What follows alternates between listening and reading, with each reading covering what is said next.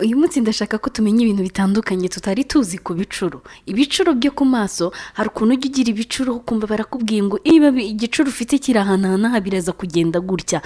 Niba wenda ugize igicuro naho uraza kubona ibintu byiza cyangwa se ibintu bibi. Ujya wumva abantu babivuga kenshi ko iyo ufite ibicuro ku maso wenda hasi uba ugiye kuzahura n'ibintu bikuriza, waba ufite ibicuro ku maso hejuru bikaba ari ibintu bigaragaza ibyishimo, cyangwa se rimwe na rimwe bakanakubwira ko wenda ahantu runaka ufite igicuro hasobanuye kuri bubone ibintu byiza umuntu ukumbuye se, cyangwa se ibintu bibi bitewe nanone n'ahandi hantu waba wagize igicuro. Aho ariho hose akenshi bikunze kuvugwa ku bicuro byo ku maso, ibiza hejuru hafi n'ibitsike, hari ibiza hasi ku jisho, hari ibiza hagati imbere y'ijisho hafi na hagati y'amaso yacu ahurira, cyangwa se n'umwanya uri hagati y'amaso yacu ko ari abiri. Ariko se wari uzi ko buriya ibicuro bitaza gutyo gusa, ahubwo ari uburwayi cyangwa se ikimenyetso cy'uko mu mubiri wacu ibintu bitameze neza?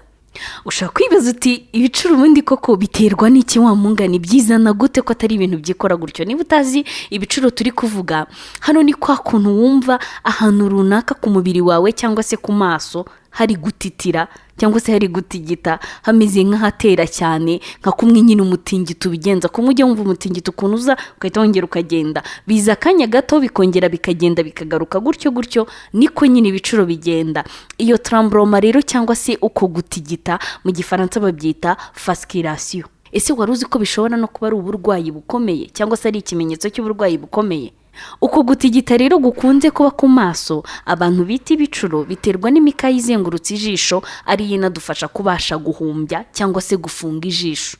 Ibicuro rero ni igikorwa kimara amasegonda makeya cyane gikorewe muri ya mikaya aho inyuramo amaraso menshi, ikabyimba ikongera ikabyimbuka, kuko nyine biba byihuse cyane cyangwa se biba mu gihe gitoya cyane. Niko nyine twebwe twita tubona ku maso yacu hari gutitira cyangwa se hari gutigita. Urabyumva iyo biri kukubaho wumva ko ku jisho ryawe hari gutitira cyangwa se hari gutimbaguza, ku buryo nyine hari n'ubwo umuntu uri kukwitegereza nawe ashobora kubibona akabona nyine ku ijisho ryawe hari ahantu harimo gutitira. Akenshi rero uku gutitira cyangwa se ibi bicuro biterwa no kunanirwa kw'amaso yacu, hanyuma imitsi n'imikaya byo mu gice cy'amaso bigatangira gukora nabi. Ibicuro rero bishobora no guterwa n'uko umubiri wawe nta magnesium ihagije ufite. Uyu ni umunyungugu w'ingenzi cyane mu buzima bwacu cyangwa se ku buzima bw'imibiri yacu, kubera ko ufasha kuringaniza umuvuduko w'amaraso, ufasha mu gukomeza amagufa, gukora neza kw'imikaya ndetse no gutera neza ku mutima n'ibindi bigiye bitandukanye. Magnesium rero ni umunyungugu w'ingenzi cyane utagomba kubura, kubera ko unaboneka n'ahantu henshi biroroshye kubona. Iboneka cyane mu bimera byo mu nyanja, mu mboga rwatsi, mu mata, muri soya n'ibiyikomokaho, muri shokora yirabura, mu nyama, mu bunyobwa bwumye cyangwa se ibihwagari byumye na sezame zumye. Magnesium kandi iboneka muri tangawizi, iboneka muri avoka, iboneka mu mineke, mu bishyimbo, muri epinari, mu binyampeke byuzuye, ni ukuvuga bya bindi biba bitaraciye mu nganda, ashaka ari umuceri, ashaka ari ingano zitigeze zica mu nganda cyangwa se zitakuweho kagahu. Magnesium kandi iboneka no muri amande. Nubwo bikunze kuba gake cyane, hari igihe ibicuro cyangwa se kugutitira ku maso cyangwa se ibyo dukunze kwita ibicuro aba ari ikimenyetso cy'indwara ikomeye yibasira imikaya, itera ubumuga bushobora no kugeza ku rupfu. Ni indwara mu gifaransa bita sclérose latérale amyotrophique. Gusa iyi ndwara ntabwo igaragazwa n'ibicuro byo ku maso gusa, ahubwo ni ibicuro bifata n'indi mikaya, nk'imikaya y'ururimi, ugatangira kudidimanga cyangwa se no kuvuga bikanga. Iyo ufite iyi ndwara igera igafata n'imikaya y'intoki zigahetama cyangwa se ntizikore neza, ukabona ko zigonze hari ikibazo zifite, ndetse n'imikaya y'amaguru ikaba yatuma utabasha kugenda. Kugira ibicuro rero bishobora guterwa n'izindi mpamvu zigiye zitandukanye. Bishobora guterwa na stress, bishobora kuba ikimenyetso cy'uko ufite ibintu biguhangayikishije, urugero wenda nko gukora ikizami, kuba ufata alcohol nyinshi. Bishobora guterwa n'ibintu birimo caffeine, kuba amaso yawe yahuye n'urumuri rwinshi, cyangwa se bigaterwa n'uko uhora imbere y'ibikoresho by'ikoranabuhanga. Bishobora kandi kuba ari ikimenyetso cyo kubura ibitotsi cyangwa se kudasinzira bihagije. Hari n'igihe bishobora kubaho mu gihe wakoze cyangwa se ukora imyitozo ngororamubiri myinshi cyangwa se ukaba uyikora igihe kirekire. Wakwibaza ati si ibicuro byakizwa n'iki cyangwa se bikizwa n'iki? Hari ibicuro biza akanya gato bigahita byijyana, ariko nubona biri kuza inshuro nyinshi cyangwa se bikaza bikamara umwanya munini, uzagenzure ko muri ibi maze kuvuga bishobora kugutera kugira ibicuro nta na kimwe kiri kukubaho.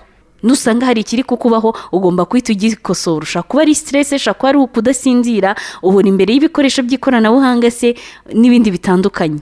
Umubiri wawe rero uba uri kuguha amakuru, uba uri kukubwira ko ukeneye kuruhuka. Kugira ngo ubashe kuruhuka rero ushaka gukora yoga, ushaka gukora meditation.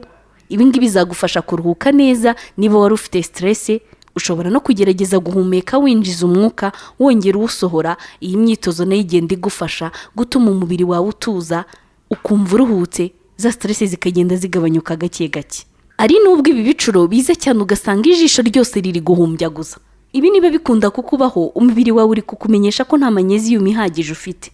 Ugomba kwihutira kurya ibikungahaye kuri magnesium, cyangwa se ukaba wajya muri farumasi bakaguha imiti yongera urugero rwa magnesium mu mubiri.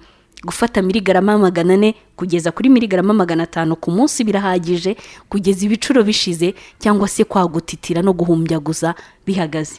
Niba ukunda kugira ibicuro kenshi, gabanya akazi ukora, ushaka akanya ko kuruhuka. Niba uhora imbere y'ibikoresho by'ikoranabuhanga bifite urumuri, ubwo wenda twavugamo nka telefone, televiziyo, mudasobwa n'ibindi bitandukanye, jya ugerageza gukora massage yo ku maso, umase umuzenguruko w'ijisho ryawe. Bizagenda bifasha amaso yawe kutananirwa igihe uzi ko akazi ukora kagusaba guhora imbere y'ibi bikoresho by'ikoranabuhanga bifite urumuri. Iyi bicuro byo ku maso bikunda kuza bikamara icyumweru cyangwa se kikarenga, uba ugomba kugana kwa muganga akagusuzuma, akareba niba imikaya yo ku maso yawe idafite ikibazo cyihariye, cyangwa se niba ari ubundi burwayi buri kubigutera. Igihe rero ubonye ikimenyetso runaka ku mubiri wawe, ntukajye wumva ko ari ibisanzwe gusa. Ibi ni kimwe no gutsepfura, kwitsamura, kwayura n'ibindi. Ntabwo umubiri ubikora gutyo gusa, hari icyo uri kutubwira ko kitagenda neza. Nujya ubona rero hari ikintu kibaye ku mubiri wawe, umubiri wawe ukikoresheje gutyo gusa, jya ugira amakenga. Niwongera kugira ibicuro ubutaha, ntuzongere kumva ko hari ibibi cyangwa se ibyiza biri buze ko kubaho, ahubwo nuko umubiri wawe uri kukumenyesha ko unaniwe, ko magnesium yabaye nkeya se, cyangwa se ko ufite stress, cyangwa se ko hari n'ikindi kintu kitari kugenda neza mu mubiri wawe. Ushaka kwibaza ati se kiyo nagize igicuro ku maso hasi, hari igihe koko ibyo bintu numvaga biri buze kundiza bindiza, cyangwa se hari umuntu koko mbona nari nkumbuye ko bijya bimbaho. Ibi ni ibisanzwe kubera ko buriya mu buzima ikintu cya mbere, ibi bizwi n'abantu basenga cyane, kwizera kurarema. Akenshi iyo wizeye ibintu nta gushidikanya na guto ufite, bikubera nk'uko wabyizeye. Ibicuro rero nabyo, kuko iyo ubyumvise uhita wizera ko byanga bikunda hari ikintu kiri bube, niyo kitabaye uyu munsi kikazaba mu minsi iri imbere, uhita uvuga ngo ni bya bicuro maranye iminsi. Bivuze ngo rero nta kiba kidasanzwe cyabaye, ni ibintu biba biri bube, ahubwo kubera ko wabyizeye ko igicuro kigenze gutyo uzabona iki, igihe ukiboneye uhita wumva ko byatewe na bya bicuro. Ariko mu by'ukuri ibicuro biterwa nuko imikaya yawe yo ku maso yananiwe, hanyuma amaraso yaza akanyuramo ari menshi, hakabaho kubyimba no kubyimbuka, ari byo bitera guteraguza cyangwa se gutitira ku maso. Ibyo kandi biba ari uko imikaya yacu yananiwe kubera stress, kubura magnesium se, umunaniro n'ibindi bigiye bitandukanye. Mwakoze cyane, Nyagasani abarinde, turabakunda.